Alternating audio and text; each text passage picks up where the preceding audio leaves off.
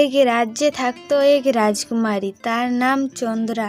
সে ছিল খুবই শান্ত স্বভাবের আর কল্পনাপ্রিয়, আর সে আকাশের দিকে তাকিয়ে স্বপ্ন দেখত। আকাশটা এত বিশাল, যদি কোনো একদিন আমি উড়তে পারতাম। চন্দ্রা, তোমার স্বপ্ন তো আকাশ ছোঁয়ার। চলো আজ আমরা এক রহস্যময় জায়গায় যাই। তুমি কি সত্যিই জানো কোথায় চাঁদের ডানা পাওয়া যায়? এরপর তারা জঙ্গলের ভিতরে এক রহস্যময় জায়গায় গেল। তারা যখন সেই রহস্যময় জায়গাটার কাছে গেল, এক পরী উড়ে এসে তাদের কাছে দাঁড়ালো। পরী, তুমি কি বলতে পারো কোথায় চাঁদের ডানা পাওয়া যায়, যেটা পেলে আমি আকাশে উড়তে পারবো?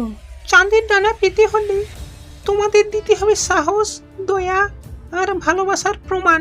কে আছো? আমার ঝুড়িটা খুব ভারী হয়ে গেছে, তোমরা কেউ এসে আমার ঝুড়িটা তুলে দাও। দাঁড়াও পরিমা, আমি ঝুড়িটা দিয়ে তুলে দিচ্ছি। তোমার এই কাজ দেখে আমি খুব খুশি হয়েছি। আমার মন বলছে তোমার এই দয়ায় তোমার মনের আশা পূর্ণ হবে। বুড়িমা বলার পরেই তাদের ডানা গজিয়ে যায়। তারা সঙ্গে সঙ্গে আকাশে উড়তে লাগে, চাঁদের দেশে চলে যায়। আমি উড়ছি, কি আনন্দ! এত সুন্দর জায়গা, আমার স্বপ্ন ছুঁয়ে যাচ্ছে। কারণ তোমার মন পবিত্র চন্দ্রা, তাই আমরা উড়তে পেরেছি।